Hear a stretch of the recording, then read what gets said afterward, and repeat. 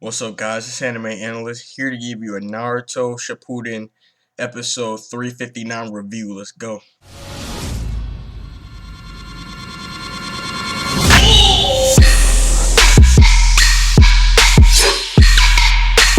Danzo starts off telling the elders that he wants to make an additional Anbu squad due to the mass amount of assignments being assigned to people, probably because of the Uchihas being all under suspicion and shit. He's probably assigning a crap load of missions to everyone because he wants to keep them under control because, as you know, he doesn't trust them. We saw that from last episode. Itachi is then assigned the Anbu leader of this new squad. He's 13 years old at the time, so the elders are kind of like, this, like, how old are you? He's like, I'm 13, but they're like, nah.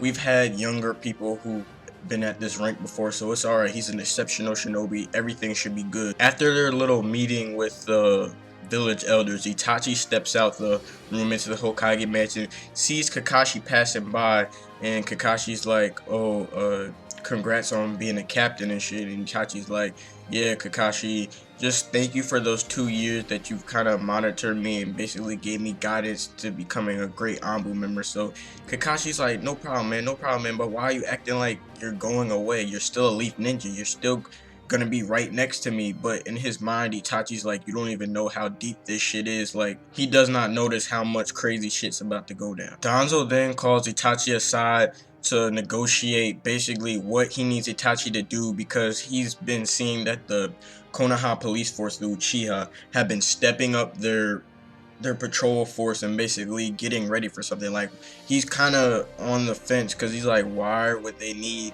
to step up their forces if they're not planning anything?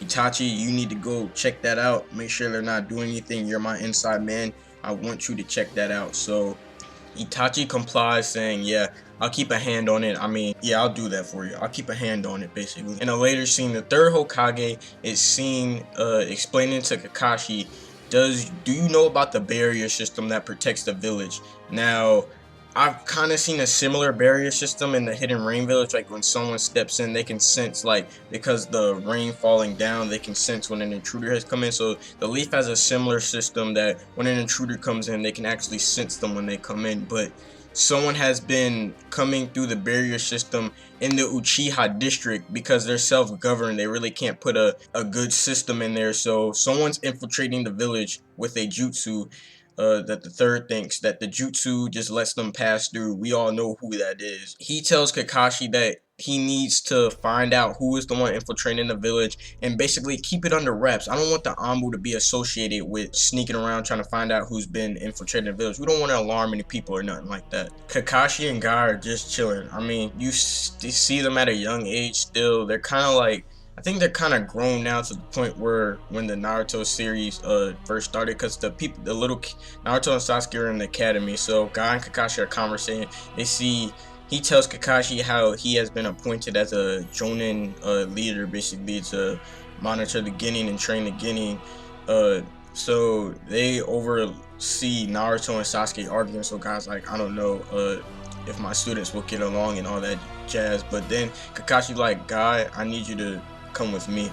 So Kakashi and Guy head to the Uchiha district. Now, this district is on the outskirts of the village. It's really separated from everyone. They're self-governed, so it's like they have their own rules. Not really anything applies to them. They can do what the fuck they want, basically. As soon as they enter the Uchiha district, you instantly see the tenseness of the environment. You have kind of a blue filter on the whole scene of them being in the Uchiha district, because it's kind of to represent the distance between them and the rest of the village. Like, it's meant to seem cold and distant, and you see everyone looking back at them like, we don't want these outsiders inside of our village, and basically y'all are not welcome. So Kakashi noticed that right off the bat, but then he realizes that he used to go there all the time, and he just trying to rejoices on the memories he had visiting Obiso's house. So they're over there, he's taking a trip down memory lane. They go to the shrine. It's like a fortune shrine or something, and Guy pulls a fortune and gets excited, all that other bullshit. Things have become really heated now in the episode.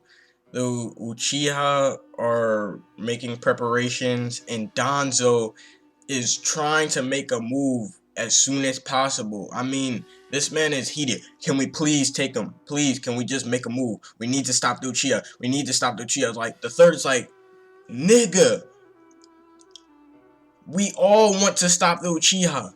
It's a common goal. We both want to prevent the coup d'etat. That's common ground. How many times are you gonna say it? I don't need you to repeat it to me 5 million times. So Don was like, oh, well, I'll go ahead and make my moves. He's like, you're only making preparations, Donzo. Only preparations, because you know Donzo is known for just doing some savage shit without telling anyone. Donzo, you know, he's scheming ass nigga. He do whatever he wants. Itachi notifies Donzo and the elders that the coup d'etat is set in stone. The Uchiha want to revolt against the village. Donzo, happier than a motherfucker, tries to get ready. He's like, alright, let's do this. He gets his Anbu ready. Everyone's ready to go fucking raid the Uchiha. Itachi has a flashback to where he was talking to the man who infiltrated the village, which is Toby, the one with Kamui. He has a talk with him. He finds him out, saying he needs his help, basically. Itachi knows that he has to slaughter the clan in order to stop this. There's no other way. There's too much corruption in the village elders. He knows Donzo will just do some slick shit. Either way, he has to eliminate them all because it's a danger to the village. The masked man agrees with Itachi, telling him that, yeah, it'd be fine if I'll help you destroy the clan, but you are not to use your Sharingan against me when I go to my plan. He's like, afterwards you can join my group called the Akatsuki. Is basically a refuge for people like you, rogue shinobi. So Itachi's like, alright, in the back of his head, that's a getaway access point for him to go once he's basically become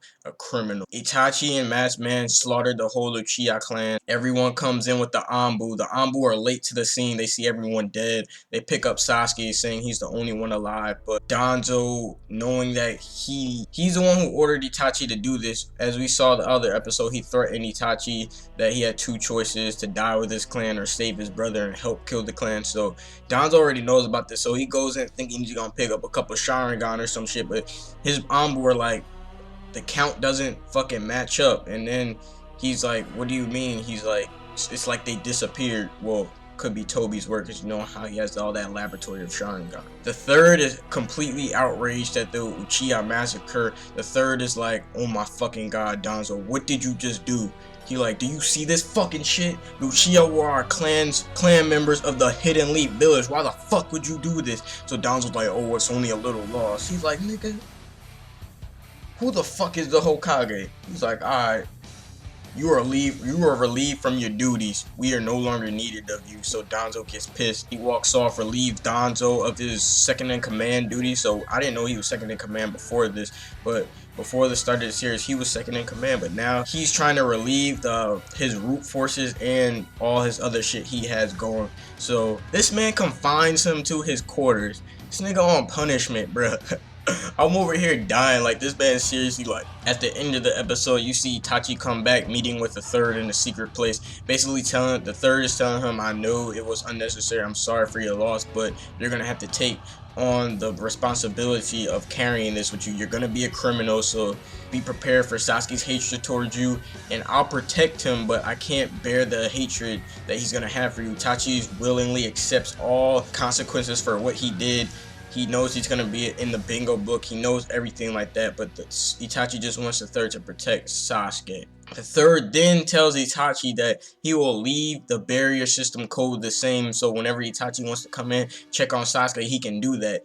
The third then tells Kakashi how he wants him to be resolved of his duties as an Anbu, because 10 years he's been in there. He was supposed to be under Minato to help his heart become, like, feel better, but under him it's just gonna succumb to darkness. So he basically relieves Kakashi of his duties and basically assigns him as a Jonin leader, just as Guy is, and basically tells him to go back into the village. Kakashi really needs that, because being in solitude with the Anbu is just not good for his heart. So that's my review, guys. Leave a like, leave a comment, tell me what you think, and I'll see you guys later. Peace. I saw everything, and if you even touch Sasuke, I'll expose you. Mother